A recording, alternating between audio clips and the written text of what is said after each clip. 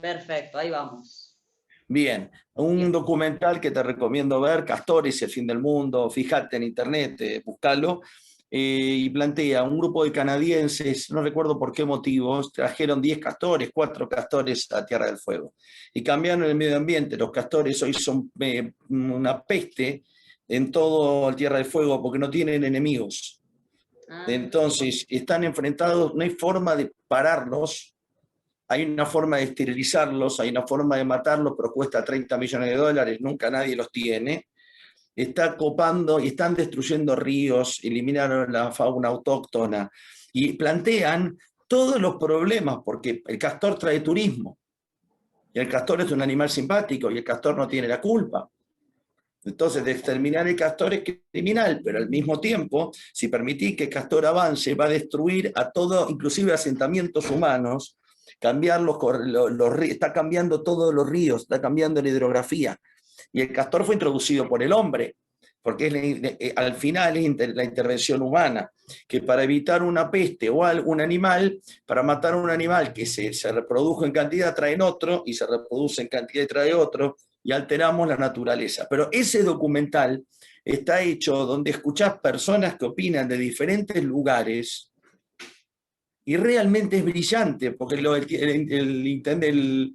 gobernador, la gobernadora de Tierra del Fuego, el intendente de Ushuaia, lo que plantean es, si no sacan el castor, se acaba el turismo. Mira, claro, claro. Es la gran atracción, como los pingüinos. Claro, claro. Ahora, míralo, porque es una cosita de complejidad de lo que es la ecología y el equilibrio, que cuando el hombre se mete, lo altera. Totalmente. Ahora vamos con que cuando el hombre se mete, lo altera. Totalmente. Dale, yo voy leyendo las preguntas. ¿Querés que las lea yo? No, mira, Fabián, bueno, como te decíamos, la entrevista va a estar publicada en la revista de la Universidad de Congreso. Genial. Bueno, te saludo yo en nombre de todo el equipo de investigación. Y bueno, la primera pregunta, más o menos como estuvimos conversando, era ¿qué seres vivientes consideran su fe que pueden llegar a ser animales? Todos. A ver, animales todos. Seres vivientes, las plantas son seres vivientes, y los animales, todos los animales son seres vivientes. No son personas. Hay dentro, un momentito. Hay dentro de la tradición judía, dentro del pensamiento judío, hay como diferentes conceptos de esto. Ahora, seres vivientes y creados por Dios, todos. La naturaleza fue creada por Dios, y el hombre, al ser creado el séptimo día, hay dos formas de interpretar en la creación del hombre. Hay dos formas de interpretar: que el hombre es el rey de la creación y llegó último, y la otra es que el hombre vale menos que una hormiga que fue creada el primero, segundo o tercer día. Son dos formas de interpretar el mismo texto, interpretaciones tradicionales las dos. Lo que la tradición va a decir cuando Dios le dice al hombre, multiplíquense y conquisten la tierra, ¿sí? Reproduzcanse y conquisten la tierra, en Génesis, al comienzo.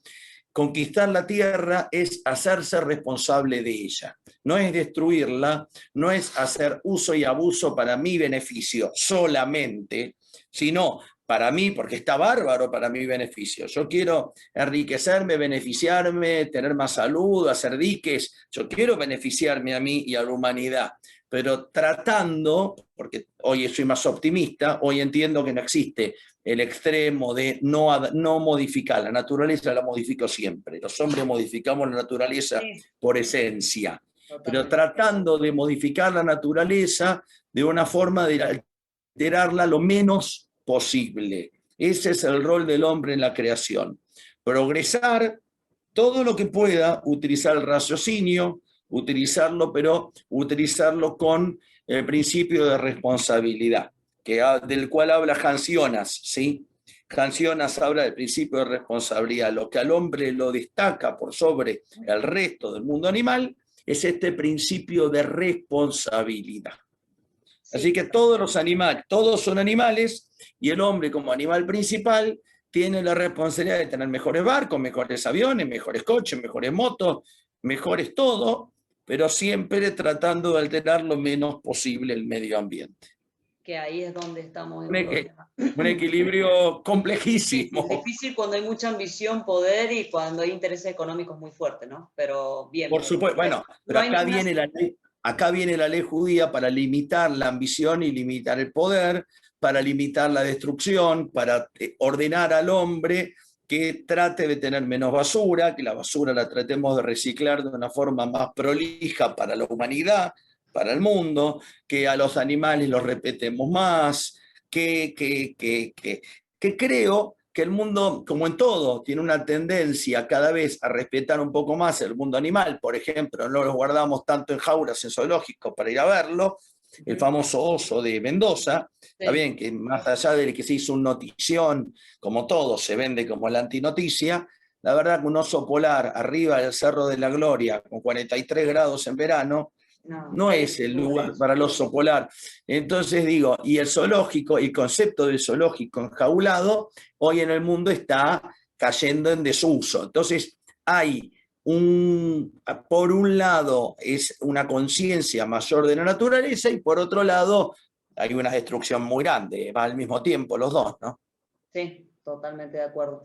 Bien, entonces en realidad, ¿qué tipo de preceptos tiene respecto a los animales desde el punto de vista? Hay un montón, espera. Hay un montón de preceptos en la tradición judía con respecto a los animales. Primero hay un precepto básico de no provocarles dolor. Bien. Y esto tiene una faceta media compleja, es decir, vos tenés que dar a los animales de comer temprano, vos tenés que priorizar la comida del animal y no tu ocupación. No podés a los animales, por ejemplo, en la tradición judía, el día de Shabbat, el día de descanso, el sábado, que desde que oscurece el viernes hasta que oscurece el sábado, es un día muy importante. Uno no puede montar un animal, tenés que proteger el animal, permitirle que descanse. Se llama Tzar Balei Haim. No puedes dañar a un animal por dañar. Tenés que respetar y cuidar la integridad de los animales. Eso por un lado. Y por otra parte, si bien la tradición judía permite comer carne, bien, exige que se haga bajo cierto ritual. Teóricamente, la vaca nunca me lo contó a mí, ni nunca se lo preguntó una vaca en Baqués, cuánto sufre una vaca cuando la mato de forma kasher y cuando la mato de forma no kasher. Hay un mito de que la vaca sufre menos porque se clava un cuchillo en la yugular, donde ahora, inclusive dentro del mundo, dentro de las reglas de kasher, que es qué animal puedo comer, qué no, cómo mezclo ciertas comidas y demás, que teóricamente tiene que ver con sufrimiento animal, algunos, hoy en día es muy difícil de hacer por esto que vos planteabas antes, Daniela, costos y un equilibrio, algunos planteamos, todavía en mi caso es teórico, en mi vida, el problema no es cómo mato a la vaca solamente, el tema es si cuando mato a la vaca, esa vaca mientras vivió fue vaca. Si cuando mato a esa gallina mientras vivió fue gallina. Te la traduzco. La gallina, el pollo que vos y yo comemos, si vos comieras pollo y carne y no fueras vegetariana, es una gallina que nació en una jaula donde nunca caminó, nunca abrió las alas, tiene una lamparita que le enfoca la cabeza para que coma durante 8 meses seguidos para engordar más rápido. Y la vaca, cada vez más, en la Argentina todavía no, pero cada vez más en Europa y en otros lugares del mundo, tiene un corralito de 2x2, donde prácticamente nunca mueve las piernas, come, la matan, se hace carne. ¿Cómo hacen con el problema? Claro, como la gallina. El problema teórico no es solamente si comes o no comes carne, que podríamos no comer y ser vegetarianos, pero no es mi caso hoy. No, tampoco es mi caso. Pero Pero sí hay gente que menos. sí lo es, y un ideal judío, yo creo que un ideal es el vegetarianismo, pero un ideal judío es que mientras la vaca fue vaca, haya vivido como vaca, haya hecho popó, pipí, haya sido montada por un toro, se haya tirado en el césped, haya buscado la sombra, haya vivido como vaca, y que la gallina haya vivido como gallina y no enjaulada. Pero la producción industrial hace que producir vacas, producir relojes y hacer pelotas de fútbol de lo mismo. Sí. Tiene que ser económicamente redituable. Y hoy en día, si a mí me van a cobrar un kilo de asado, 4.000 pesos, no lo puedo comer. O 3.000. Entonces compro el kilo de asado de la vaca, que es vaca. Yo qué sé cómo vivió. No pregunto porque sé cómo vivió. No vivió como vaca. La gallina Pero si no hubiese vivido vivió. como vaca, no, entonces no es partidario que se pueda Sí, comer. sí, al revés, al revés, al Ah, revés, que el problema ah, principal no es cómo mato, sino cómo bien. vivió. Claro, pues ¿Se digo, se entiende? sintió más, siendo más animal, yo pensé que pensé que era al revés, que en realidad si el animal era más animal en su estilo de vida, como ha vivido, no era Claro. partidario de que se hizo. No, no, la tradición judía sigue estableciendo como válido el comer carne y el faenar esa carne. Bien, Pero el problema principal es cómo vivís, no cómo morís. ¿Se claro, entiende? bien, Ahora, en la tradición judía tiene que ser matado y faenado de una forma especial, con shejitá, kasher. Hay un protocolo que una de las explicaciones que damos los seres humanos es que la vaca o la gallina sufre menos. Pero la verdad, no sé si sufre menos. Un sufriómetro de gallina creo que la mejor forma de que no sufran es no domesticarla y no tenerla en un corral, pero a esta altura de la humanidad para atrás eso no se puede volver, uno puede elegir ser vegetariano. tal cual. Y usted dice que no, los animales no lo pueden montar, entonces digamos con el caballo tampoco se pueden. No, a ver, hay algunos que no lo van a montar por esto. Yo montar sí, yo hablaba de montar, por ejemplo, en Shabbat, que es el día de descanso, de Ah, dejarlo descansar. Pero hay algunos que no lo van a montar. Hay algún judío que va a decir, ¿para qué? O sea, si lo monto como medio de transporte, sí. Si lo monto como una persona que yo conozco, vegetariana, cabalgaba. Y cuando empezó a ser vegetariana, empezó a decir, ¿y cuando me subo al caballo, para qué? ¿Para divertirme yo? ¿Qué culpa tiene el pero caballo que sí lo yo me utiliza divierto? como medio de transporte, eso también es medio Claro, por no, porque vos no tenés, no, porque en la antigüedad no había motos. En la antigüedad no te subías a un No, cuatriciclo, un claro, monopatín eléctrico, una bicicleta, un pero coche, un sí está micro, un hablando de, helicóptero, pero sí un estamos tren. hablando de hoy por hoy de la realidad, o sea, No, que hoy mucha gente sigue utilizándolo como medio de transporte, por ahí en los pueblos más retirados. eh, bueno, el que lo necesita y lo usa como medio de transporte tiene que ver con la utilización del hombre, pero cuando pasa, yo hoy cabalgaría y a mí no me molesta. El otro día un amigo mío fue al avión de los uruguayos, sí, de los rugbyers, ajá, caminando, y me dice que vio gente que lo hizo a caballo y que hay que hacerlo a caballo, por ejemplo. Y yo lo haría, pero si me pongo a justificarlo mucho y a entender mucho, en ese caso no todos tenemos el aguante de caminar, no todos nos claro, bancamos todo eso, sí, y uno va despacito y al paso, pero, y el caballo fue domesticado para eso, pero yo qué sé, no me queda sí, muy claro. sí.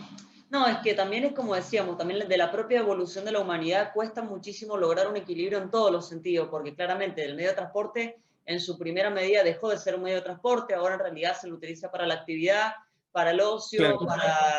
para la actividad económica también, porque se utilizan los caballos para justamente las carreras.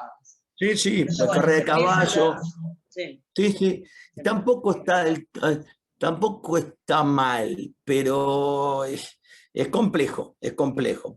Hay una, por supuesto, la tortura no, por supuesto, ese animal tiene que ser cuidado, protegido, sin duda, sin duda. En la tradición, vos preguntabas acá, bueno, dale, te dejo y seguí claro, ¿cuál vos, es, con preguntas, todo. justamente qué animales tenían algún símbolo en su cultura, en su religión, digamos que lo aplicaban día a día y por qué en caso de que sí lo tuvieran? No, día a día no.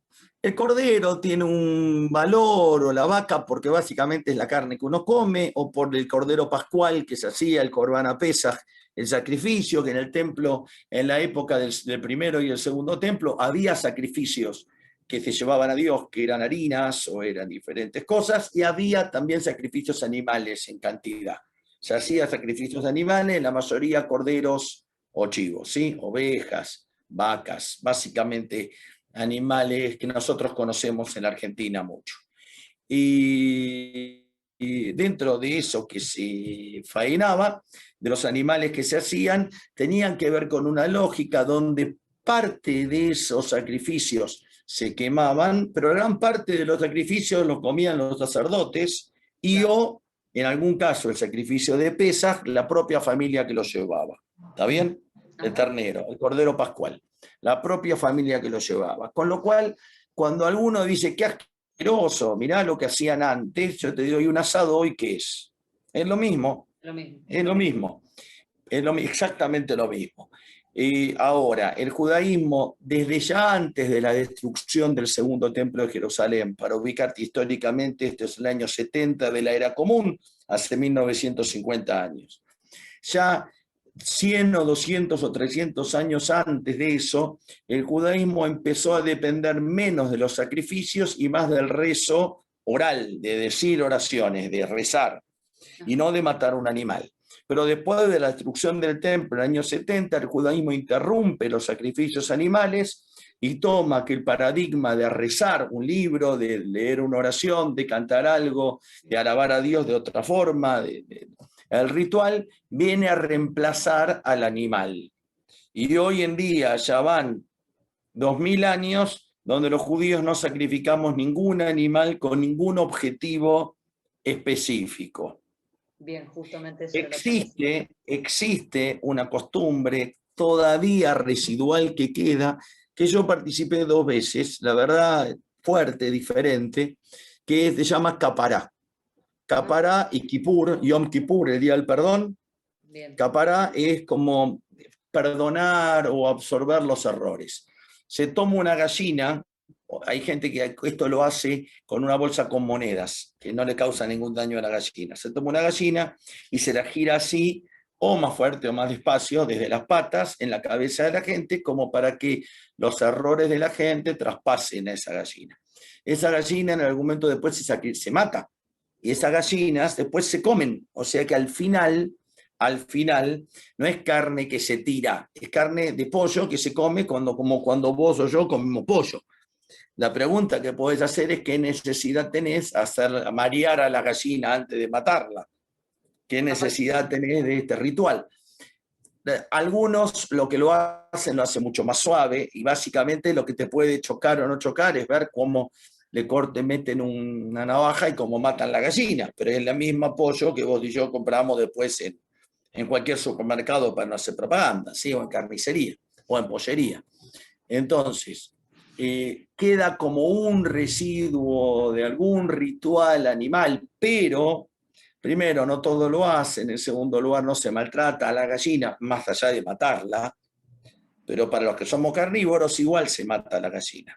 Yo en lo personal, a mí estuve 1 o 2 veces presente, fui alguna vez que estuve en Caracas, me llevaron a una ceremonia de estas, a ver, unos días antes de Yom Kippur, y es muy interesante, cada uno pagaba el pollo mucho más de lo que valía y con lo que se juntaba, los 100 pollos que se juntaban se lo daban a gente que necesitaba comer, gente que no tenía. O sea, se hace una obra de bien, no es que se tira, ¿se entiende? No, sí, sí. Desde el punto de vista ritual... Eso, desde el punto de vista ritual es como que es medio chocante agarrar al animal y empezar a... pasarle la culpa, pero esto tiene que ver con algo que fue quedando, que la mayoría de nosotros no acordamos, o yo no acuerdo, pero de cualquier forma el animal se come. Entonces, en la tradición judía no hay sacrificios animales hoy, no se rinde a culto a Dios o nada por medio de ningún animal, no se hace, es realmente... esto es una excepción, que tampoco es que se rinde culto a Dios, sino que es una forma de cómo pasar las culpas, que tampoco te libera vos de las macanas que hiciste este año, Daniela, ¿sí? O las que yo hice, pero tenés que contratar a kill y matar a 160.000 pollos por día para pagar las culpas que uno hace. Ah, sí. Que el Y más pobre allá los de eso pollos no tienen también, nada que ver. ¿por qué se ha como personificado ese ritual en una gallina? ¿Qué es lo que simbolizaría la gallina? Eso No, muy probablemente porque es el animal que tenían acceso inmediato en una granja o donde vivían los judíos en la Edad Media. Una vaca es muy cara. No todo el mundo tiene o tenía una vaca. Hoy una vaca vale 50 o 60.000 mangos. Mantener una vaca es compleja. Matás a una vaca y son 300 kilos de carne. Si no tenés dónde guardarlos, se te pudren. Hoy en día tenemos freezers. Entonces vos matás a una vaca y en tu freezer metes 300 kilos de carne. Pero hace 60 años no había freezer, no 600. Igual, Entonces, ese es lo tiene que que, ver. con respecto a los sacrificios, ese sacrificio existía con Ni respecto a... siquiera es un sacrificio, hoy no se hace, no está visto como un sacrificio, está visto Claro. como un ritual de liberación de culpa, que tampoco lo hace la mayoría Ajá. y que tiene que ver después con un pollo que después se come. ¿Está bien lo que digo? Bien, no, sí, entiendo. O sea, cómo cambió, digamos, y empezó a ser la parte a través de la escritura, cómo se rendía culto a la religión y se dejó de lado, gracias a Dios, el tema de los sacrificios Claro. para los animales. Sí. Bien. Más que la escritura son con la destrucción del templo de Jerusalén y un cambio de paradigma. El cambio de paradigma en el mundo judío empieza a pasar los últimos 2300, 2400 años y se genera un quiebre completo de ese paradigma, de que a Dios se llega mediante el ritual del sacrificio en un lugar determinado, en Jerusalén, en un momento determinado, por una figura determinada del sacerdote, sino que cualquiera judío, cualquiera puede, desde su casa, en cualquier lugar, de cualquier forma, no necesito ni un sacerdote, ni un lugar, ni un momento. Se rompió el paradigma, hubo un cambio muy, muy grande de paradigma como momento quiebre la destrucción del segundo templo por los romanos, por Tito, en el año 70 de la era común. Perfecto, Era Fabián. común, estoy hablando, nosotros hoy estamos en el 2021, 2020, mira cómo me quedé. 2021 de la era común, o sea, hace 1951 años. ¿Sí? Bien. Bueno, Fabián, la verdad que la entrevista ha sido muy clara, muy concreta tu relato. Te agradezco muchísimo tu tiempo. La verdad que, bueno, ser una persona de tanta inminencia, por ahí hacerse un ratito y, bueno, Sí, no hacer pasa esta nada. entrevista, la verdad que te lo agradezco un montón. A nosotros nos sirve muchísimo también el enfoque que tu religión, digamos, nos hace respecto al tema, así que queríamos conocer también cómo era, en qué consistía, haciéndolo con estas pequeñas preguntas. Así que obviamente el tema por ahí da muchísimo más, pero bueno, te agradezco mucho tu espacio, de verdad. Daniela, lo que necesites vos o lo que necesiten, acá estoy. Muchísimas gracias, Fabián. De verdad, ha sido un enorme placer poder entrevistarle y poder charlar contigo de un montón de cosas. Así que bueno, Dale. estaremos en contacto. Te saludo en nombre de todo el equipo de investigación. Y bueno, cualquier Dale. otra cosita yo te estaré contactando nuevamente. Sin falta. Un abrazo, cuídate. Muchísimas gracias. Que tenga buen lunes. Hasta luego. Chao.